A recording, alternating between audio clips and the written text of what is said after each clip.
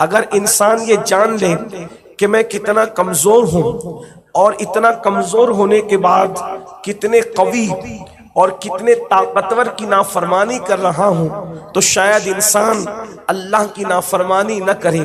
اندازہ فرمائیں کوئی بھی طاقتور کے خلاف انسان نہیں جاتا۔ اگر محلے کے اندر کوئی کارپوریٹر جو ہے وہ طاقتور ہے تو اس سے ٹکرانے کی کوشش انسان نہیں کرتا۔ اگر محلے کے اندر کوئی دادا گیری بھائی گیری کرتا ہے اور اس کی طاقت کے سکے ہیں تو انسان اس سے ٹکرانے کی کوشش نہیں کرتا، اس سے اختلاف مول نہیں لیتا، اس سے جھگڑا مول نہیں لیتا۔ اللہ اکبر، کتنی نادانی کی بات ہے۔ اگر کوئی کارپوریٹر ہو، کوئی ایم ایل اے ہو، کوئی ایم پی ہو، کوئی بھائی ہو، کوئی مالدار ہو، کوئی وزیر ہو، کوئی امیر ہو، اگر اس کے پاس طاقت اور قوت ہے تو ہم اس سے ٹکرانے کی کوشش نہیں کرتے۔ لیکن نادانی کی انتہا تو دیکھو، اس رب سے لوگ اللہ اکبر جھگڑا مول لیتے ہیں، جنگ مول لیتے ہیں۔ اللہ اکبر، جس کی طاقت کا عالم یہ ہے، جس کی قوت کا عالم یہ ہے، وہ ارشاد فرماتا ہے ان بطش ربک لشدید، تیرے رب کی پکڑ بڑی سخت ہے۔ آپ نے ابھی سنا کہ اللہ سے جنگ مول لیتے ہیں، جھگڑا مول لیتے ہیں۔ لوگوں کو یہ جملے عجیب سے لگتے ہیں۔ یاد رکھنا، جو اللہ رب العزت کی نافرمانی کرتے ہیں، جو گناہ کبیرہ کرتے ہیں، اللہ دیکھ رہا ہے، اس کے باوجود بھی خدا کی نافرمانی کرتے ہیں، گویا کہ وہ اللہ کے ساتھ اعلان جنگ کرتے ہیں۔ اللہ اکبر، مجھے بتاؤ میرے آقا صلی اللہ علیہ وآلہ وسلم کے دیوانوں، ایک عام انسان کے پاس اگر طاقت اور قوت ہے تو ہم اس سے اختلاف نہیں کرتے۔ کیا خیال ہے اس اللہ کے بارے میں جس نے کن کہہ کر کائنات کو پیدا کیا ہے؟ اس خدا کی طاقت و قوت کا اندازہ تو لگاؤ، جس کے محبوب کے اشارے سے، انگلی کے اشارے سے چاند ٹکڑے ہو جاتا ہے۔ جب اس کے محبوب کی قوت کا یہ عالم ہے تو اس خدا وحدہ لا شریک کی قوت کا عالم کیا ہوگا؟ لوگ بھول چکے جس نے نمرود کو لنگڑے مچھر سے ہلاک کر دیا، جس نے فرعون کو سمندر میں غرق کر کے لوگوں کے لیے عبرت کا نشان بنا دیا۔ لوگ بھول چکے جس نے قارون کو اس کے خزانے کے ساتھ زمین کے اندر دھسا دیا۔ اللہ اکبر، اس رب کی لوگ نافرمانی کرتے ہیں۔ حضرت سیدنا امام سیدی سقطی رضی اللہ تعالیٰ نے ارشاد فرماتے ہیں کہ ایک دن میں نے خطاب کیا جمعہ کے بیان میں اور لوگوں سے کہا کہ لوگوں کتنے کمزور ہو کر کتنے طاقتور کی نافرمانی کر رہے ہو۔ اللہ اکبر، وہ ایک جملہ کسی کے ولی بنانے کے لیے کافی ہو گیا۔ کتنی بڑی بات ہے، کتنے کمزور ہو، کمزوری کا اندازہ تو کرو۔ مچھر سے مقابلہ کرنے کی اوقات نہیں ہے اور اس قوی و عزیز کے ساتھ لوگ معاذ اللہ جنگ کا چیلنج قبول کر رہے ہیں لاشعوری طور پر، یا اس کو اعلان جنگ کر رہے ہیں لاشعوری طور پر۔ اللہ اکبر، میرے پیارے آقا صلی اللہ علیہ وآلہ وسلم کے دیوانوں، اللہ کے حبیب غیب دا نبی صادق و مصدوق صلی اللہ علیہ وآلہ وسلم ارشاد فرماتے ہیں مشرق میں اگر جہنم کی آگ کی چنگاری رکھی جائے، تھوڑا غور فرمائیں، اپنے آپ کا بھلا کر لو، اپنے آپ کا سوچ لو۔ ایک طرف اپنی کمزوری کو دیکھو، دوسری طرف اللہ کی قوت کو دیکھو، ایک طرف اپنے اعمال کو دیکھو، دوسری طرف اللہ کے عذاب کو دیکھو، ایک طرف اپنی ناتوانی کو دیکھو، دوسری طرف اللہ اکبر رب تبارک و تعالیٰ کے عذاب کی شدت کو دیکھو۔ اللہ اکبر، یہ عذاب پہلے ہی کھول کر بیان کر دیا۔ غیب دا نبی صلی اللہ علیہ وآلہ وسلم نے واضح طور پر سب کھول کر کے رکھ دیا۔ مائیں اور بہنیں بھی موجود ہیں، میں ان کی بھی توجہ چاہتا ہوں۔ اللہ اکبر، ہم میں کوئی نہیں ہے جو اللہ کے عذاب کو برداشت کر سکے، ہم میں کوئی نہیں ہے جو خدا کے عذاب کو برداشت کرنے کی طاقت رکھے۔ ذرا غور تو کریں، اللہ اکبر، جو قوم اگر بتی کا چٹکا برداشت نہ کر سکے، جو قوم سگریٹ کا چٹکا برداشت نہ کر سکے، جو قوم مئی کے مہینے کی گرمی کو برداشت نہ کر سکے، اندازہ کریں۔ حدیث پاک ذرا دل کے کانوں سے سنیں، آقا کریم رؤوف الرحیم صلی اللہ علیہ وآلہ وسلم فرماتے ہیں جہاں سورج نکلتا ہے اگر جہنم کی چنگاری رکھی جائے اور مغرب میں کوئی انسان کھڑا ہو تو مشرق میں رکھی ہوئی جہنم کی چنگاری، مشرق میں رکھی ہوئی جہنم کی چنگاری مغرب میں کھڑے ہوئے انسان کو جلا کر کے راکھ کر دے گی۔ اندازہ فرمائیں اتنا فاصلہ ہو مشرق و مغرب کا، پڑھے لکھے لوگ ہیں، علم والے لوگ ہیں، شعور والے لوگ ہیں، دانشور لوگ ہیں، ذرا غور تو فرماؤ کہ مشرق میں صرف چنگاری رکھی ہوئی ہو، تھوڑا سا غور کرنا، ذرا غور کرنا۔ اللہ کے بندو بہت غور کر چکے، دولت کا تو بڑا شعور ہے، دنیا میں جینے کا تو بڑا شعور ہے، کھانے پینے کا تو بڑا شعور ہے، لیکن اللہ اکبر آخرت کے بارے میں کیوں نادان ہے؟ اے اللہ کے بندو عقل سے کام لو، شعور سے کام لو، ذرا غور تو کرو۔ اللہ اکبر، مشرق میں جہنم کی چنگاری رکھی جائے تو مغرب میں کھڑا ہوا انسان جل کر کے راکھ ہو جائے۔ اندازہ کریں جب ایک چنگاری کا یہ عالم ہے تو جہنم کے دہتے ہوئے شعلوں کا عالم کیا ہوگا؟ اللہ اکبر، کیا حال ہوگا جہنم کے دہتے ہوئے شعلوں کا؟ میرا اللہ ارشاد فرماتا ہے او انفسکم و اہلیکم نارا، اے ایمان والو اپنے آپ کو بھی جہنم سے بچاؤ اور اپنی اولاد کو بھی جہنم سے بچاؤ۔ اللہ اکبر، نہ ہم اپنے آپ کو جہنم سے بچا پا رہے ہیں نہ اپنی اولاد کو جہنم سے بچا پا رہے ہیں۔ اللہ اکبر، ہماری کیفیت یہ ہے، ہمارا حال یہ ہے۔ میرے پیارے آقا درود شریف پڑھ لیں، آواز نہیں پہنچ رہی، پیچھے والوں کو پہنچ رہی آواز؟ اگر پہنچی تو ہاتھ اٹھا کے اشارہ کر دیں، پہنچ رہی ہے۔ درود شریف پڑھ لیں آپ بلند آواز سے۔ اللہ رب محمد صلی اللہ علیہ وسلم نحن عباد محمد صلی اللہ علیہ وسلم صلاۃ و سلام علیک یا رسول اللہ، صلاۃ و سلام علیک یا جد الحسن والحسین وعلی آلک و اصحابک یا جد الغوث الثقلین۔ تھوڑا سا غور فرمائیں، مشرق میں چنگاری ہے اور مغرب کا انسان جل کر خاکستر ہوتا ہے۔ بلکہ ایک حدیث پاک یہ بھی ہے، حضرت کعب احبار فرماتے ہیں کہ اگر جہنم کو بیل کے ناک کے ایک سوراخ جتنا کھولا جائے، بیل کے ناک کے ایک سوراخ جتنا کھولا جائے مشرق کی طرف، تو مغرب میں موجود انسان جل کر کے خاکستر ہو جائے۔ یہ جہنم کے دہتے ہوئے شعلوں کا حال ہے۔ اب آپ مجھے بتائیں، صرف ہمیں اللہ اکبر جس بندے کو جہنم میں ڈالا جائے گا اس کو مشرق و مغرب میں کھڑا نہیں کیا جائے گا، بلکہ جہنم کے اندر اس کو داخل کیا جائے گا۔ بلکہ یہاں تک فرمایا کہ اگر پہلے آسمان سے زمین پر کوئی پتھر ڈالا جائے تو صبح سے لے کر شام تک وہ پتھر زمین پہ آ سکتا ہے، لیکن جہنم کے اندر اگر کوئی پتھر ڈالا جائے تو 70 سال بھی بیت جائیں تو جہنم کی گہرائی کا عالم یہ ہے کہ 70 سال بیتنے کے بعد بھی جہنم کی تہ تک وہ ڈالا گیا پتھر نہیں پہنچ سکتا۔ یہ جہنم کی ہولناکیاں ہیں اور انسان بڑے سکون سے بیٹھا ہوا ہے، یہ سوچ رہا ہے ارے مولانا ہم نے کب جہنم میں جانا؟ اللہ رحمان و رحیم ہے، اللہ ستار و غفار ہے، وہ تو ہمیں بخش دے گا۔ یقیناً اللہ رحمان بھی ہے، وہ رحیم بھی ہے، وہ ستار بھی ہے، وہ غفار بھی ہے، مگر اللہ کے بندو وہ قہار و جبار بھی ہے۔ اسی نے فرمایا اللہ اکبر، ان عذاب ربک لواقع، بے شک تیرے رب کا عذاب واقع ہو کر رہے گا۔ اور پھر فرمایا غلط فہمی دور کر لو، ما لہو من دافع، جب وہ عذاب دینے کا فیصلہ کر لے تو دنیا کی کوئی طاقت تمہیں اللہ کے عذاب سے بچا نہیں سکتی۔ مختلف جرائم، مختلف گناہوں میں ہم نے اپنے آپ کو گم کر دیا، اور گم کرنے کے بعد ہم جہنم کا ایندھن اپنے آپ کو بنا رہے ہیں۔ یہ دنیا ہے اور دنیا سے زیادہ بے وفا اللہ کی مخلوق میں کوئی نہیں۔ دنیا سے زیادہ بے وفا اللہ کی مخلوق میں کوئی نہیں۔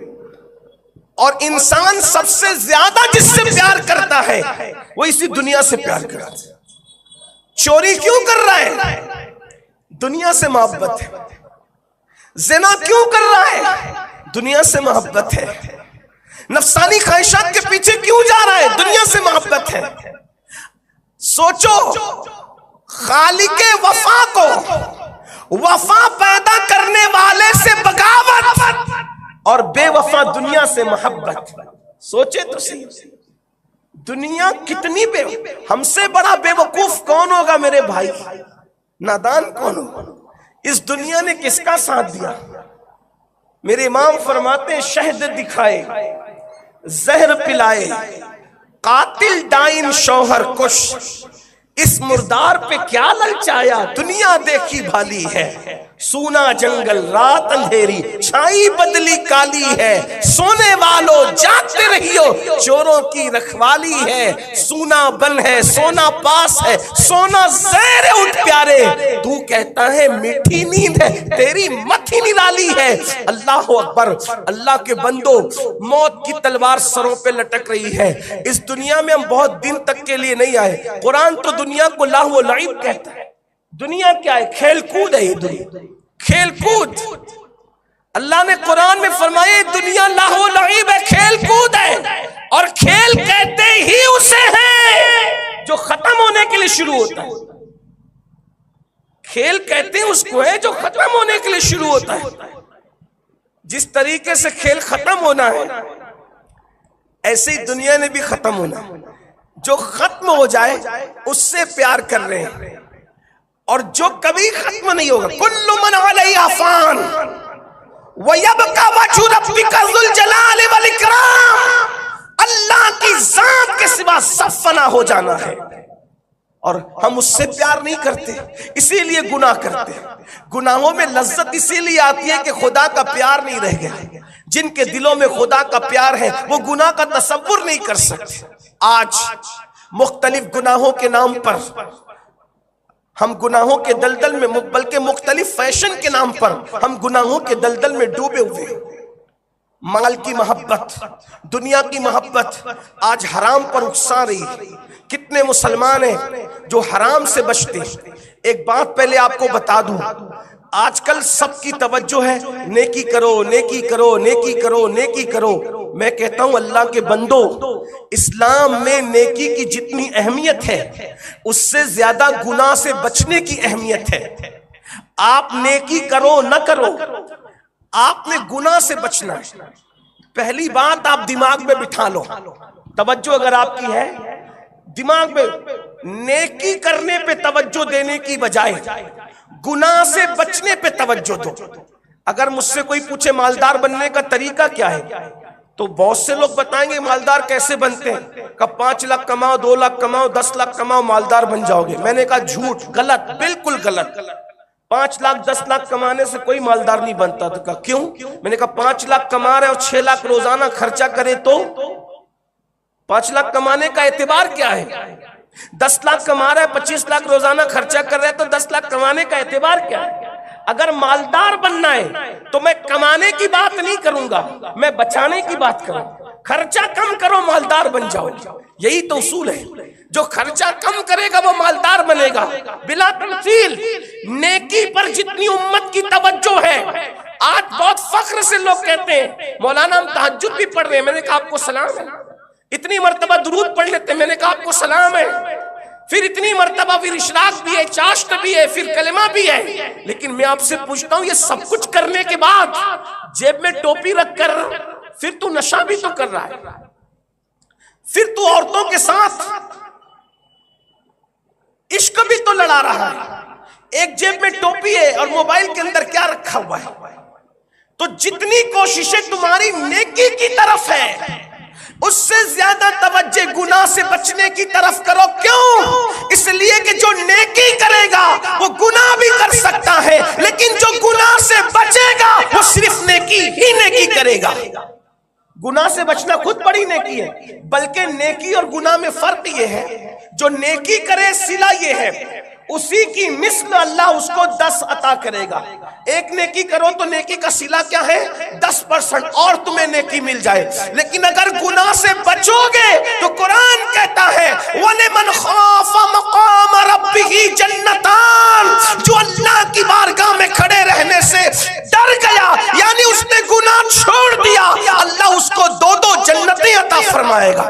نیکی سے بچو تو 10% نیکی زیادہ، اور گناہ سے بچو اسی وقت اللہ تمہیں جنت کا مستحق قرار دے گا۔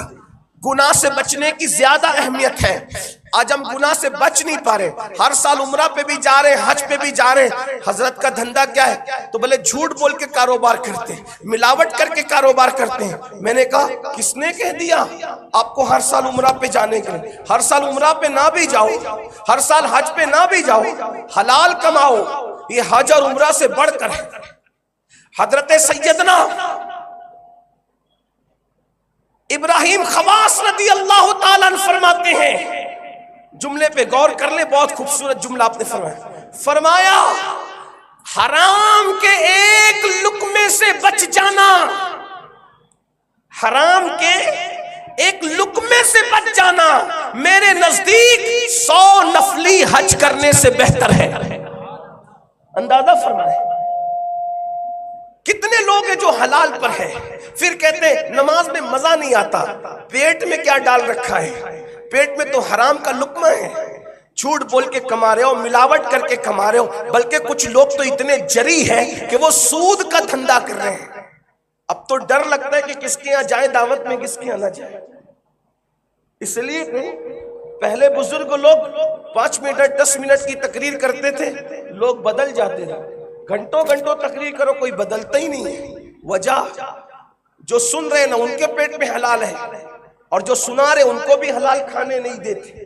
کمیٹی کے لوگ تو یہ دیکھتے ہیں پورے محلے میں مالدار کون ہے، حضرت کی دعوت وہاں کرو۔ اللہ کے بندو، حضرت کی دعوت مالدار کیا کرنے کی بجائے حضرت کے یہاں کی دعوت حلال کمانے والوں کے یہاں کیا کرو۔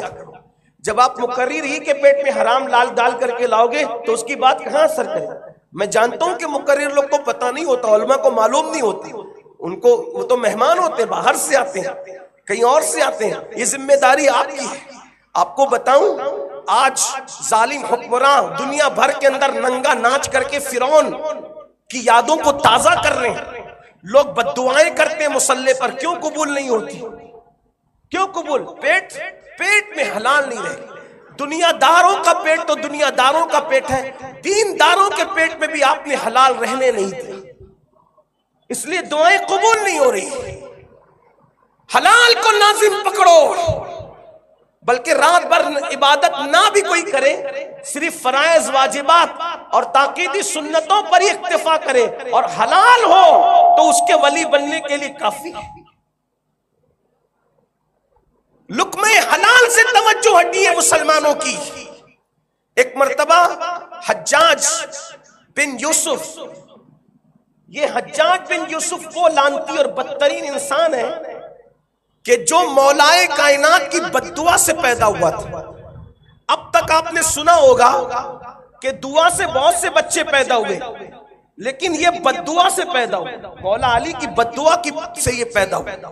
مولا علی پر لوگوں نے اتنا ظلم کیا، کوفہ میں اتنا ستایا کہ مولا مشکل کشا جب لوگوں نے ان کو بہت ستایا تو اللہ سے عرض کیا، مولا یہ کوفی مجھے بہت ستاتے ہیں، میں تجھ سے دعا کرتا ہوں کہ مجھے اپنے پاس بلا لے، اپنے اس بہترین بندے کو اپنے پاس بلا لے، مجھے میرے دوستوں سے ملا دے، مجھے میرے پیاروں سے ملا دے، ملا دے محمد الرسول اللہ سے، ملا دے صدیق اکبر سے، ملا دے فاروق اعظم سے، ملا دے میرے بھائی عثمان سے مجھے، اور اپنے پاس بلا لے، اور میرے بعد ان پر اتنا ظالم مسلط کرنا تاکہ ان کو میرے عدل اور انصاف کی اہمیت کا احساس ہو جائے۔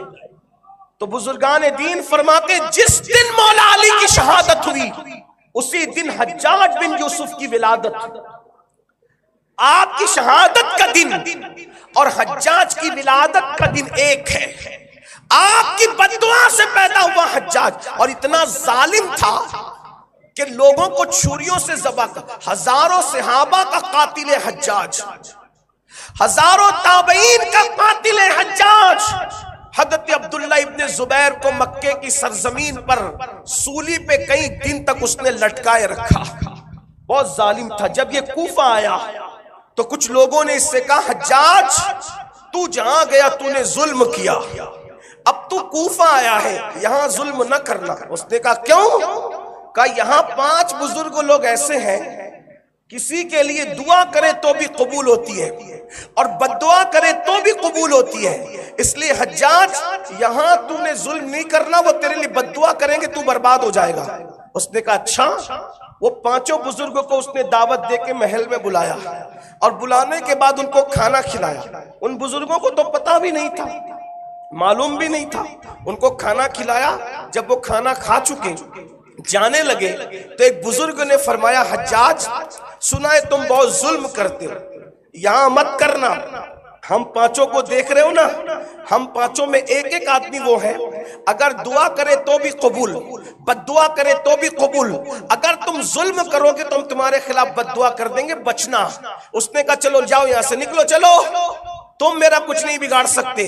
تو انہوں نے کہا کیوں؟ کہا کہ اسی لیے تو میں نے تم کو بلایا تھا تاکہ میں تم کو حرام کھلا دوں، اور میں تمہارے پیٹ میں حرام ڈال چکا، اب مجھے نہ تمہاری دعا سے کوئی پرواہ ہے نہ تمہاری بد دعا سے کوئی پرواہ ہے۔ اور دنیا نے دیکھا اس غیر محتاط لقمے کے بعد پھر ان کی دعا اور بد دعا کا وہ اثر نہیں دیکھا گیا۔ آج دنیا مسلمانوں کو حرام کھلانا چاہتی ہے، تمہارا نام عبداللہ رہ چلے گا، عبد الرحمن رہ چلے گا، عبد المصطفیٰ رہ چلے گا، ذرا ٹٹولو تو صحیح، جو اپنے بچوں کو کھلاتے ہو کتنا حلال ہے، جو خود کھاتے ہو کتنا حلال ہے۔ مسلمانوں مومن کی دعا اللہ کبھی رد نہیں کرتا، لیکن مومن اگر حرام کھا لے تو پھر اس کی دعا قبول نہیں کی جاتی۔